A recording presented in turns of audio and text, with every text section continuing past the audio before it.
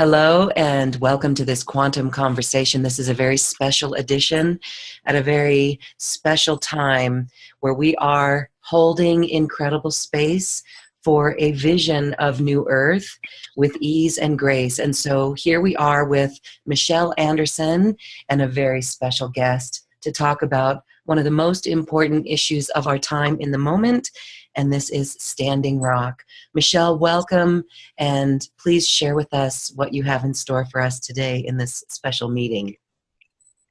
Thank you for having us, Loren. It feels so important to have Chief Phil Lane Jr. on with us today because he's been an instrumental rock for me in my perception of what's happening with Standing Rock, because his roots go right back to none. So I'd really like for you, Chief Phil, to share with us why, maybe give us a little bit of history about what's taken on that land before, and then share with us what your vision for the future is, and why this weekend, this particular feels so pivotal to Standing Rock and what's happening with the DAPL.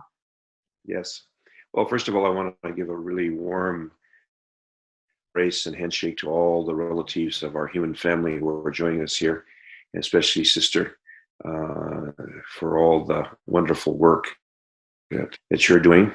And it's really a great honor and pleasure to be here with you today. So a little bit of history in terms of my father was born in Wakpala. Wakpala is just a few miles down south from Cannonball.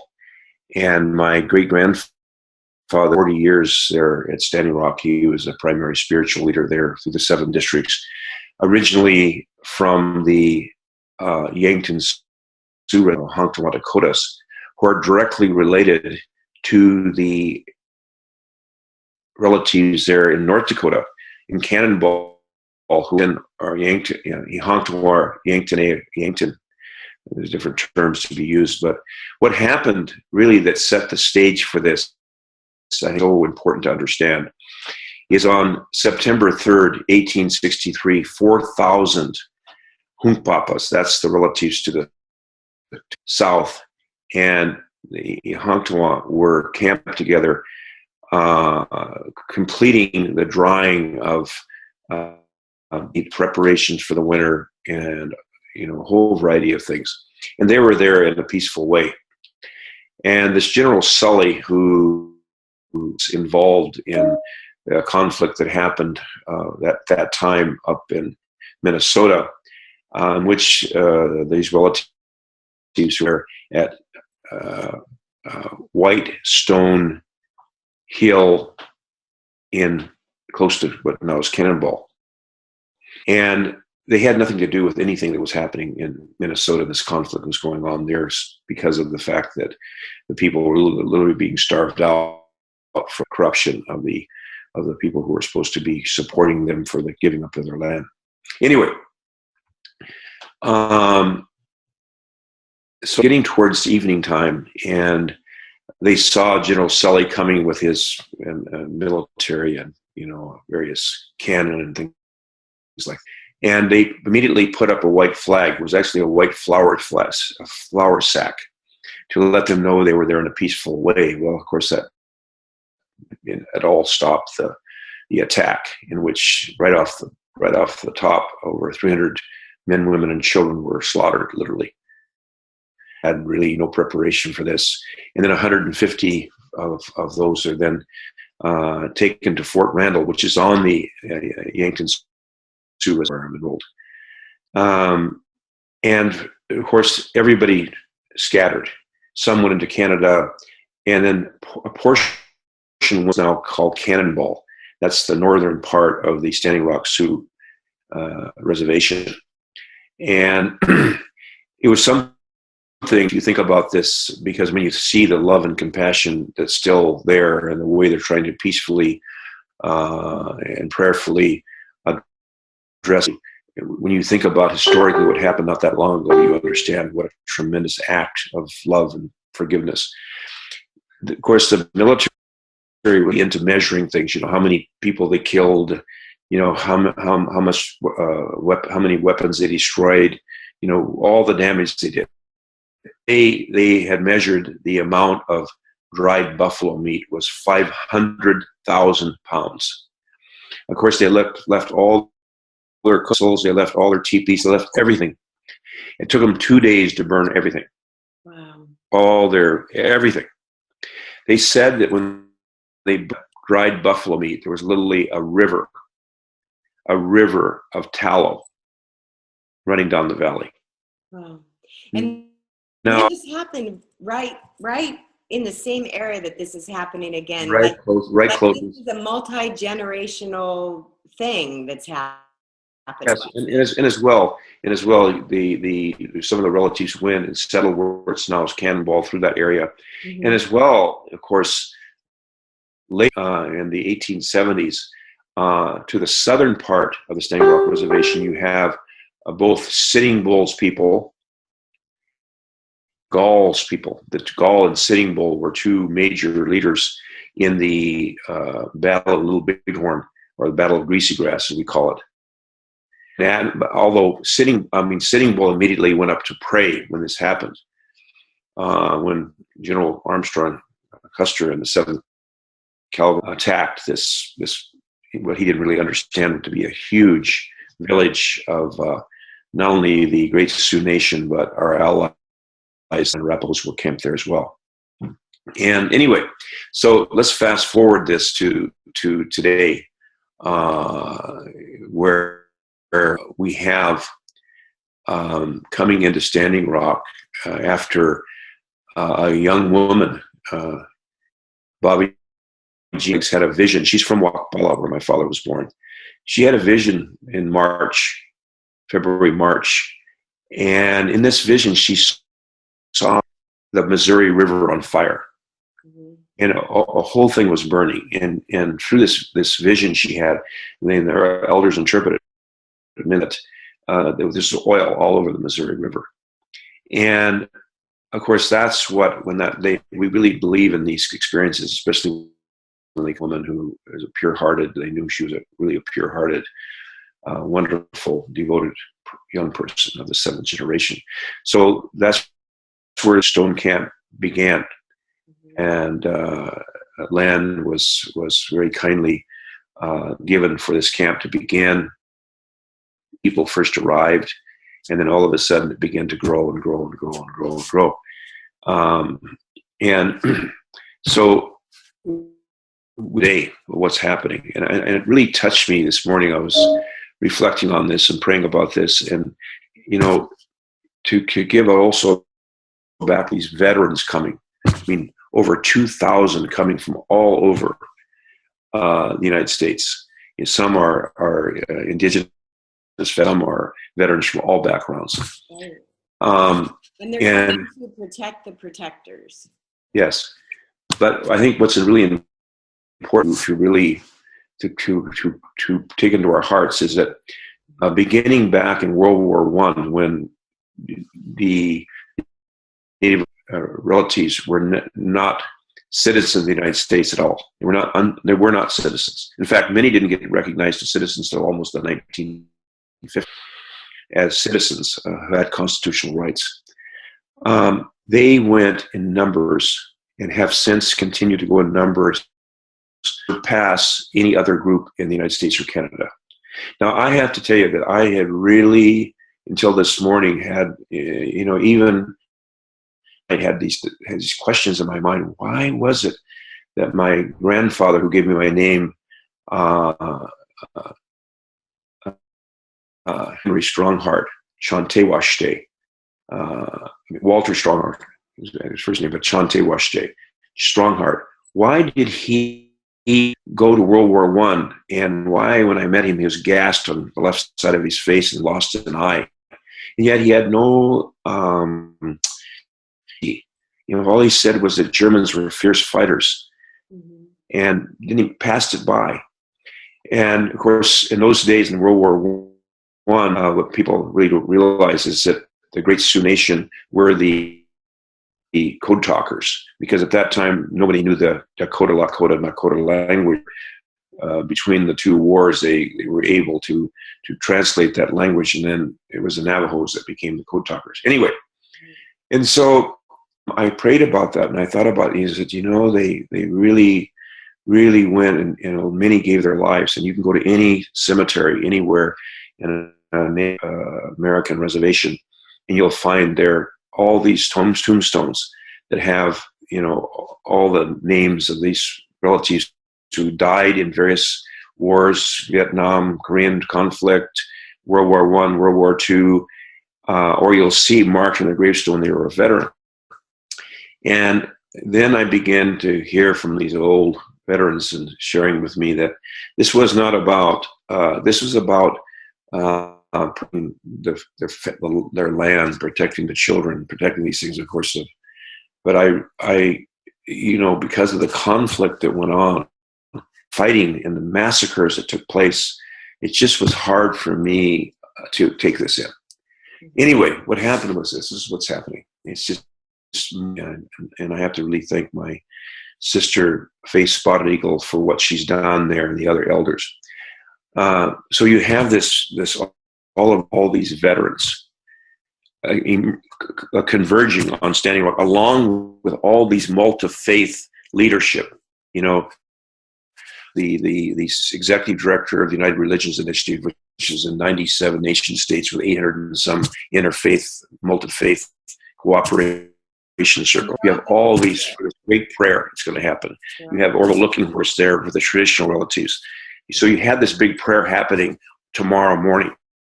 Here's the military at the same time coming. They're coming, and they have their vision of protecting. And then in a beautiful meeting they had yesterday, the leadership of the military regiment that's coming, over 2,000 relatives, they wouldn't ask by Faith and other elders, but she was kind of facilitating the meeting, would they come before anything and join the prayer? And of course we will come join the prayer. So tomorrow morning, all those veterans, all those multi-faith leaders are all going to be joined together. Now, the other thing that happened that I think is really incredibly powerful when we reflect on this is those relatives who were leading this have gone operational and completely turned over everything to the indigenous veterans. And the indigenous veterans are now leading this whole, and what's so touching to me, if you think about it. So Sister Michelle, I think that what is so profound in what's happening tomorrow is that all these veterans are coming to Standing Rock, and through the wonderful with the elders facilitated by Faith Spotted Eagle, they've all agreed before any action is taken, they're all going to join the prayer ceremony led by Chief Orville Looking Horse and other interfaith leaders. Mm-hmm. So they're going to pray together, these over 2,000 veterans of the U.S. military, along with all these interfaith leaders, along with water protectors, and all the elders together. Now, what is so profound about this when you think about the history of what happened at Stone Hill, that massacre, what you think of all the armed conflict that took place all over the United States? There are stories of these massacres that took place, these armed conflicts that took place for all these so many years, even as a Constitution of the United States. And now you have all these veterans coming, and then you have the two that were, what a beautiful act of humility, because you can really see the sincerity of what's going on here. So they go operational, and they turn, all the leadership has been transferred over to Native American veterans. And to see the communications going on and loving the behind the scenes is unfolding. So they, of course, identified through protocol, you always come to those that are on ask permission to come. Right. So they have now found this group of militants on the Standing Rock who will represent the Great Sioux Nation. And I share with you many times about how it broke in my heart really to see how our veterans were treated after serving the United States more than people. Right. Our graves are all over the world.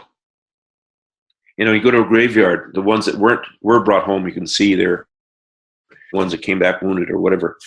Now, I'm not saying this in any way, shape, or form to support war, but really to see what's happened now after all this. So what's going to happen is the leadership of all these military veterans are going to come early to the veterans from Standing Rock in a very formal way of protocol and ask permission to enter the camp circle, to come into the camp in a peaceful, prayerful manner, and in proper protocol to enter that camp circle. And then they're going to be received. But what this signifies is that we would never, ever, ever have thought, ever, that the U.S. military veterans, with the experience of all the years that they had served, to come and to humble themselves and recognize and respect the indigenous leadership. In a way, imagining that those that involved in the Little Bighorn battle, Crazy Horse, Gall, Sitting Bull, Roman Nose, all of those relatives, and then George Armstrong Custer and the 7th Cavalry coming together, weapons away, and saying, we're going to stand together to support Mother Earth, our 7th generation, and all future generations. Nothing like this has ever occurred in history that I know of. So that is something that's been really in my heart with lots of tears this morning as I prayed about this. This is powerful, especially the praying together.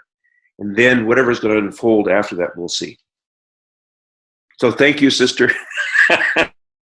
Letting your brother fully express that.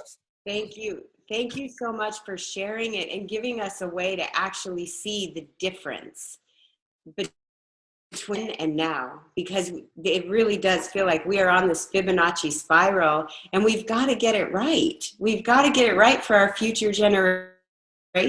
And this is so encouraging.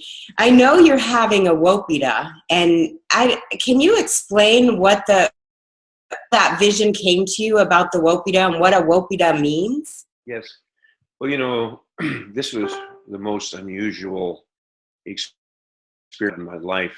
I've been fairly intuitive from time to time in my life and had various spiritual experiences, but this one was really very unusual. I'd been traveling with a totem pole journey. We'd gone down to Standing Rock, and then we went down Eagle Butte for the powwow. Then we went to have prayers at Green Grass, special sacred place to us. We came back up through Standing Rock, and we arrived there just on September 3rd. Now, September 3rd, by the way,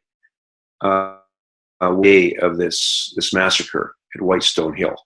This is the day they turned the dogs on the water protectors. This is the day where the first real actions were taken with the mace and dogs and so forth. The same identical day.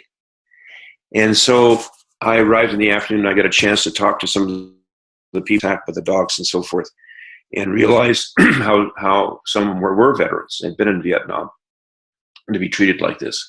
And so I was really about, what is this about? What is this about? What's going to happen? And I was praying as we drove up with a totem pole to when we happened to arrive there. on September 4th, the morning of September 5th, or that day, it was later in the evening, was the end of the assassination of Crazy Horse, Tashepuliko. And so as I awoke that morning, I had this experience, and I really try the best I can. It has more and more me. First, I saw this incredible spiritual tsunami coming into Standing Rock, incredibly powerful, magnetic, drawing people in, cleansing, purifying, and really manifesting this incredible event as part of the process tomorrow. Right. And that transformed into this most beautiful waves. You know, I can't explain them. It was these waves. They were hitting their crescendo, you know, and coming back. It's like the big the tides. And I heard my father's voice very beautifully, who passed away in 2004 on March 29th. Say to me, and he used my childhood name Duggo. Now Duggo has no meaning. He said, Duggo, remember that all life has a rhythm. And so I saw this waves coming in and going out, coming in, going out. And I saw, okay, we're going to go there at Standing Rock. And then the next thing I saw was this tremendous Wopida ceremony. Wopida means thanksgiving for everything. Now, sometimes that's in the form of a giveaway where you physically give away for a prayer or ceremony that's been done. But also, it's literally about helping a person be a Wopida themselves, to continually be giving. And with the generosity, the gratitude, and the thanksgiving comes joy, and comes happiness, and comes courage, and comes hope, and comes faith. And when those qualities spiritually are within us, nothing can intrude, nothing can touch us. Fear, sadness, loneliness, depression, it can't come. And so what we're realizing, we're coming to that time is of the day that shall not be followed by night. And so, you know, what's happening right now at Standing Rock, the exact outcome, you know, that's in the Creator's hands completely. You know, and as you know, I shared with you that I'm asking this question: why has continued to work 24/7 ever since the last 18 days when they were told not to proceed, or voluntarily not to proceed so far, but not to come on to the U.S. Army Corps of Engineers land, and yet they're still moving. So, you know, they're planning on finishing this thing by January 1st, and the CEO continues to say, we're going to do it. So who knows, they've blocked off every single entry point. There's no way. They did that brutal attack on the 22nd. Brutal. Where they're sharing that water on people and doing all those things, and shooting people with rubber bullets, and blew that one sister's arm off, and so on. So then they put Constantine wire, razor wire all through the river. They took away the boats that belonged to the water protectors, so they couldn't come that way. They've locked down. So what's really going on behind the scenes? And of course, there is now a legal entry point, it looks like, to really go in and see what's happening. But the thing comes, if for any reason that pipeline is completed, the thing is, we have to understand it's not the end of the deal. That we have to realize that everything that's coming to us, coming for our own spiritual growth and development, and we need to move, because there's many, many Standing Rocks. And that doesn't mean, by the way, the fact they have a pipe built, that there's ever going to be oil going through it. That's another thing to think about. I mean, just because they get the pipe done behind people's back in a fait accompli that they think that now will be forced to accept, I think if that happens behind people's back, I think they'll even more so awaken the sleeping spiritual giant, because people feel betrayed then. Right. And if they, let's say, decide they're going to show their power and start beating on these veterans and shooting them with rubber bullets and percussion grenades and that sound equipment that makes you, that sound weapons that makes you throw up and get sick.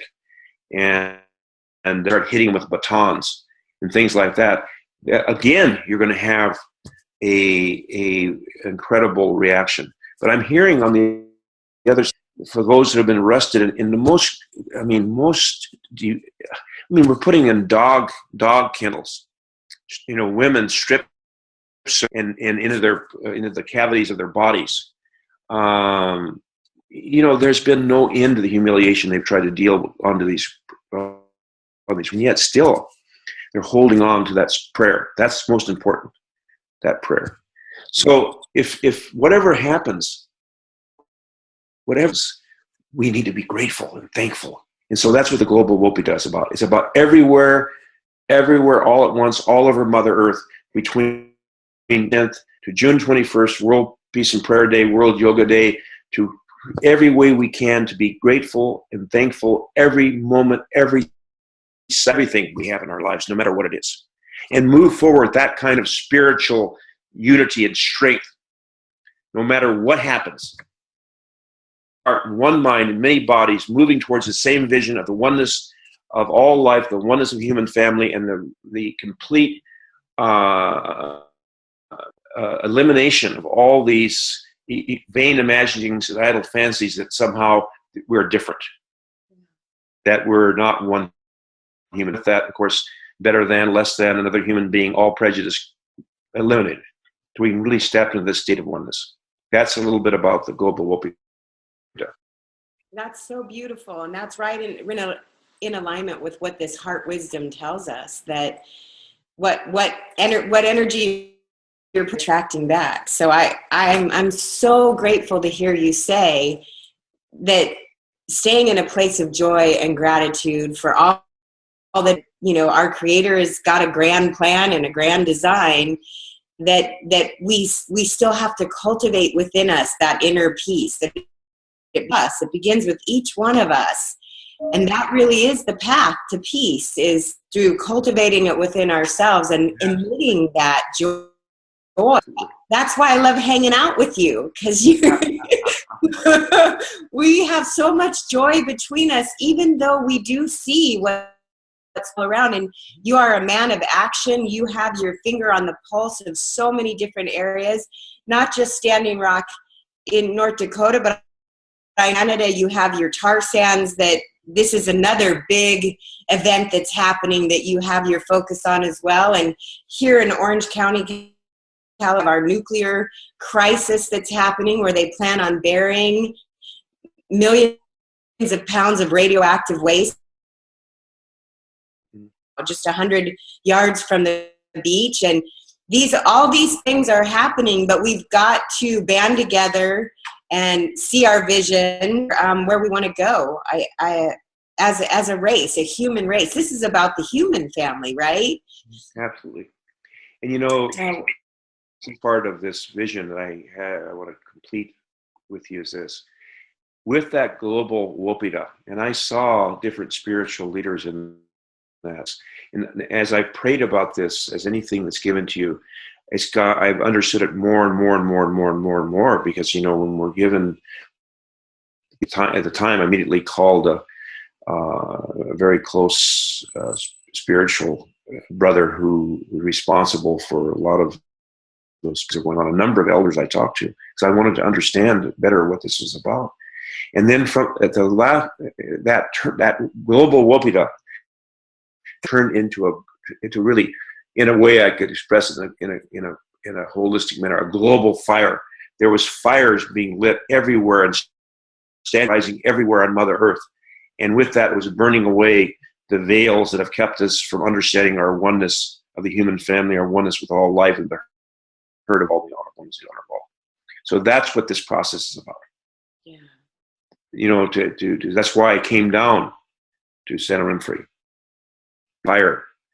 Now it just so happened that much greater pipeline, $7 billion, to carry tar sands, bitumen, down right through the heart of some of the most beautiful land in the world, the harbor, right there in Burrard Inlet, a sacred place to the First Nations there, the Salish people, and to take that out, huge increase, more than 5 times what's happening now. And of course, we've been waiting and preparing for this over 4 years. Wow. I mean, we have really been waiting. It's not this, we have to really look at each place. It's the potentialities of Santa Winfrey. There you have thousands of people every hour being affected by driving by there. You have 50-mile radius will be affected. I mean, you have whole cities and mayors and their and state representatives, and you have all these relatives. Once people understand that, can stand up and say, "No way, we're going to do this." If you want to put it in where it can be protected from terrorists, where you can have it right there to take care of, or wherever you're going to move it, but don't leave it here. On the other hand, because of Chief Dan George, because of so many of the loving spiritual leaders there and the work they've done, now the majority of people from British Columbia, they don't want this. You have not only that, you have the mayor and council of the city of Vancouver, the mayor of the city of Burnaby, where this is being placed. At 80% of the relatives living there, they don't want this pipeline. So per time and place, there are certain things that are planned to happen. And one of those that's being discussed is these young runners. In fact, the young woman who had the vision of the Missouri River fire, that for them to actually, with a big ceremony in Standing Rock, to run that fire all the way up through Seattle, up the coast to all these tribes, and the young people joining in the run, and running across the border at Peace Arch Park, and right there in with who knows how many runners, and running all the way into Vancouver, right through the middle of town, and right across the bridge, right to bring that fire there.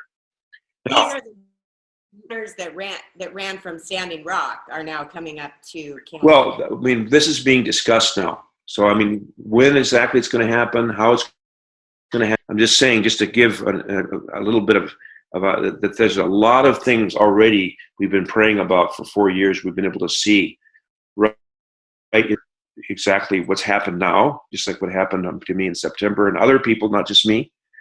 But these young runners were the ones that actually ran from Standing Rock to Washington, D.C. And they've run other places to bring their message. So you can imagine, after what happens this weekend and the global consciousness that's being raised, and all of a sudden at a particular time when it's ready, because that's been approved. This pipe approved, and all the prime minister's promises to First Nations and to Canadians has been broken. Right. Completely broken. It's sad this has happened, but on another way, I have to give thanksgiving, because again, the sleeping spiritual giant is further awakening, and now the whole thing that's happening now at Standing Rock, that spiritual consciousness is arising everywhere in the world. It's arising. What's our Standing Rock? Where's your Standing Rock? We stand, because the winter's going to come in there. The blizzards are going to come, but that doesn't mean this incredible feeling we have to serve and be part of what's happening, because it's everywhere all at once, that our Mother Earth and our children and grandchildren, future and the future generations is threatened. Not just at Standing Rock, everywhere. Exactly. It's happening. Exactly. Now I'm sure the 2 billion people right now on this Mother Earth who don't have to drink, or no water to drink, and no food to eat, and no shelter, would fully agree to the fact there's Standing Rocks everywhere. Exactly. And you're lighting the fire with sharing it and finding all these people, Lorin, like Lorin, that has a large audience that can share. Thanks, Sister Lorin. Ignited with that spiritual fire within. Yes.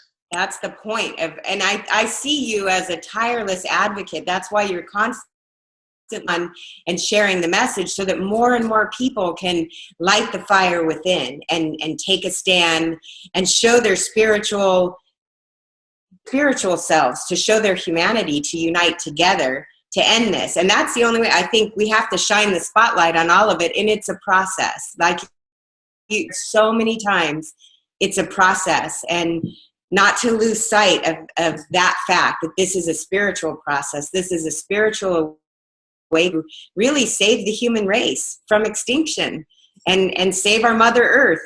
You know, you thank you for all you're doing and for your tireless commitment to doing this. Loren, I really feel like I would love for Chief Phil to share a prayer today to really unite us with all the prayers that are going on there, because when this piece airs, it will be tomorrow, December 4th, when everybody is there. And I think this is the pivotal weekend. So, Chief Phil, do you have any other words you want to share, or just a prayer that you can share with us? Because I'd really love for you to end on a beautiful prayer with your words of wisdom. If this fits in, I want to just, it might be used for a different time, but the global Wopida will be broadcast places around Mother Earth. I'm leaving on the 8th of December, going to Cancun, Mexico for the COP meeting, convening on biodiversity. And gathered there will be indigenous leaders from all over Mother Earth. And so what's so incredible about what you just said, sister, about how it's a cycle or a process, exactly a year ago, during this time, we were in Paris at COP21, and there the canoe was launched. And the Global Canoe was launched again on Mother Earth Day, April 22nd in New York City, when we signed the international treaty to protect resource. At the same time, they were signing in the United Nations the Paris Climate Accord agreement. And then again in March, the Global Canoe came there. And now in Cancun on December 10th and on the 11th, where they're going to have another tremendous Global Canoe action there out on the water by Cancun, where all together again 1 year later, so much stronger, so much more united, so much more together as a human family. So just saying that this is going to increase and grow in love and compassion and forgiveness and kindness everywhere. So grateful for that. And I can feel it. That I think our prayers come from the feelings that we put into it. And as you speak about it, I can align with you and feel how much more united we all are as a human family. And yes, it's from all of the efforts that you're doing with the indigenous leaders, and from all of our efforts we're doing with all the many groups that we're sharing with. This is the go time for that spiritual awakening. And thank you for sharing that and for really helping to put the feeling into my heart so that I can align with that and share that and radiate them from my physical body. Loren, I'm sure you're feeling that as well. You really uplift us, and that's the key right now, because so many of us want to fall into depression or despair. When we hear and we see what's happening, it's very easy to let ourselves that. But you're here as a beautiful reminder that joy and gratitude have a place in this, and this is our spirit in unity. Thank you, thank you, thank you, and thank you for your prayer. I really appreciate that you will be praying with us while we're up among these groups from around the world. I'm gonna turn around now. I'm gonna get me a rattle. I'll get a rattle, and I'll sing a little song, and I'll give a prayer. Super. And then if this as you choose, and there may be something you can use later or doesn't fit, whatever. It's in the Creator's hands. Just a minute. Beautiful. You know, that was so inspiring. I love the term, the water protectors. It's not, we're not fighting against anything. We are protecting. We are protecting Mother Earth. I have a vision of the ocean's waters being blue and crystal just like they are in the remote places of our planet, that purity that will return. That's my vision. And I know others are joining us in that prayer as well.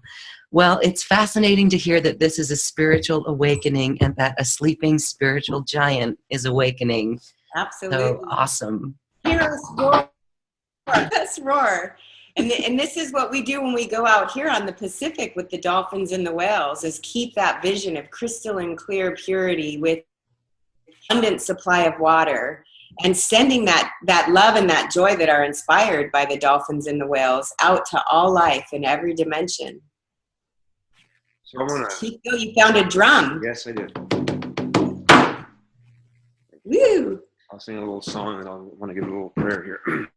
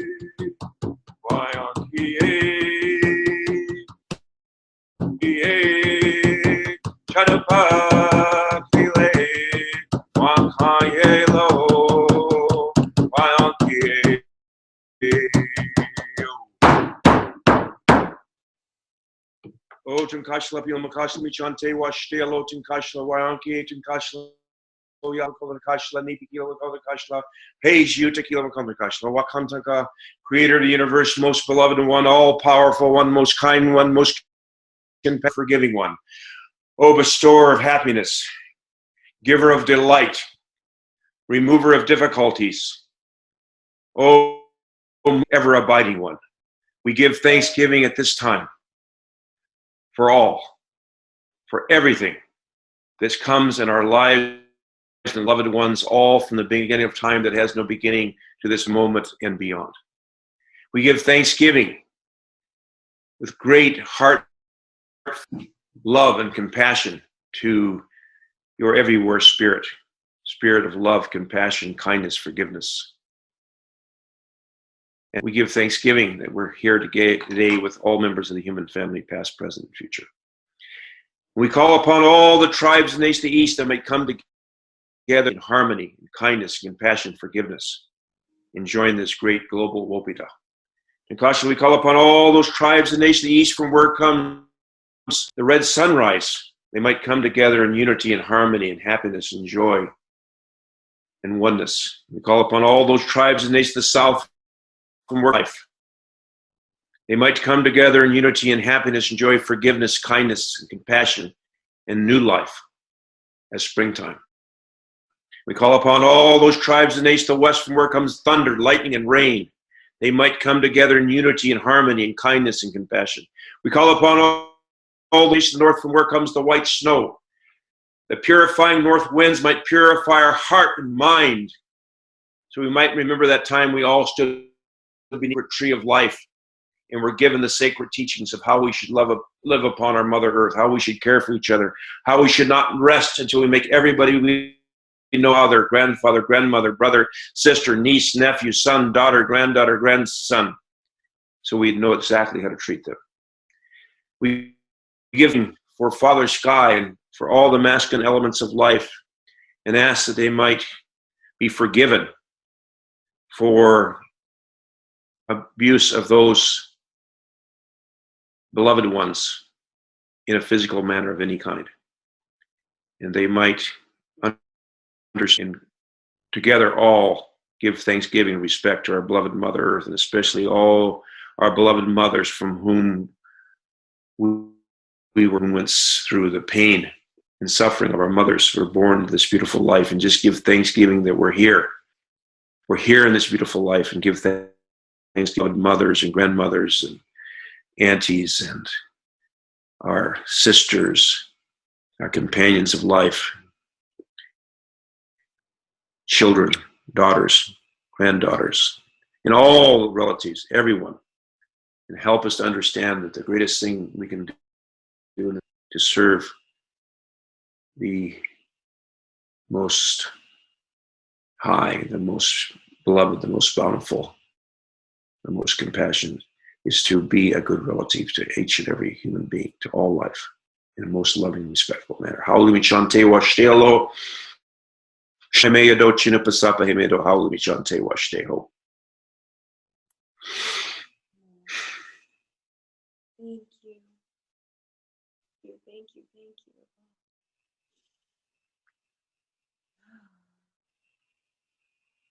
We feel that. Woo! I feel still pulsing through. Very powerful, Chief Phil. Thank you. Thank you for your warriorness and for your you combine them both so beautifully, and then the joy that you bring through, no matter what the circumstances are, you can bring me right into my heart with that beautiful joy that you emit. So thank you. I love having you in my home. I love it when you come and stay, and you know, I just know that you're doing great things for all the Standing Rocks around the world, and for uniting the human. Thank you for all you're doing, and thank you for your time, and blessings to you and your family. And only one thing I would say, sister, in response to this, if there's anything any relative understood that I had to say today, it's because you already knew it. Yeah. If there's any spiritual feeling or any kind that you feel that I've reflected, it's because if you didn't already have that quality, if you didn't already have that feeling and spirit, you wouldn't be able to receive. We're just mirrors to one another. We're just members of the same human family, just just natural human beings. And so I want to reflect the equal back to you and every beloved one who's with us at this time in the everywhere spirit, beyond time and space. Thank you. Thank you both so much. This is really wonderful that we can join with our family around the world on this most important time. I honor both of you. Thank you. And thank you all for listening. Thank you, Loren. Inviting the platform. Thank you. Thanks. So let's go offline for a minute and just have a little visit here. You have it. Okay, well, I'm going to give you a big hug, and I'm really looking forward to tomorrow. And this is really wonderful you're having at the same time, because we're holding back everything about the global Wopida until this is finished. I'm saying it's all part of it, because we'll be doing something at Standing Rock on the 10th as well as part of this. But right now, our whole focus is there. Perfect. That's the beauty of you. You know timing, and you're very strategic. And I think these times need strategy. Your strategy is a spiritual strategy. So, well, you know, that's one of the elders told me. He said, Takusha, you have to walk the spiritual path. Wait. We have to walk the spiritual by the practical feet. And you know, there's a beautiful prayer I love. I try to pick up where it starts like this. I bear witness, O my God, thou hast created me to know thee and to worship thee. I testify at this moment to my power to thy might, to my poverty to thy wealth. There's no other God but thee, help and peril the self-subsisting.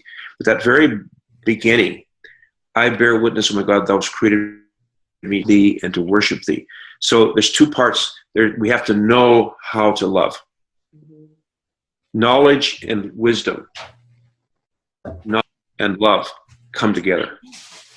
Like, you know, I love you so much, and if I didn't know, if you had hay fever and I didn't know that, I could come and bring you some flowers and you could literally pass out because I didn't know you had hay fever.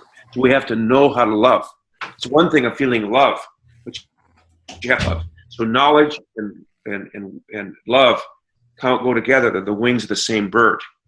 So walking the spiritual path with practical important. So being strategic is very important, to know when and where the right place is to do certain amount.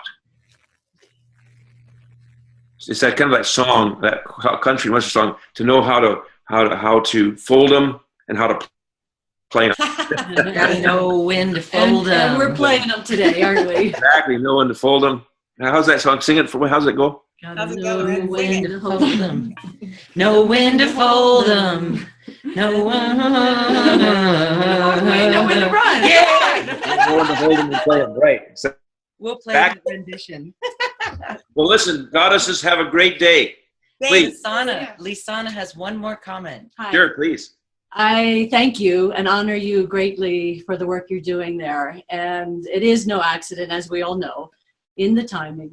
I'm aware of the potential today, tomorrow, mega shift.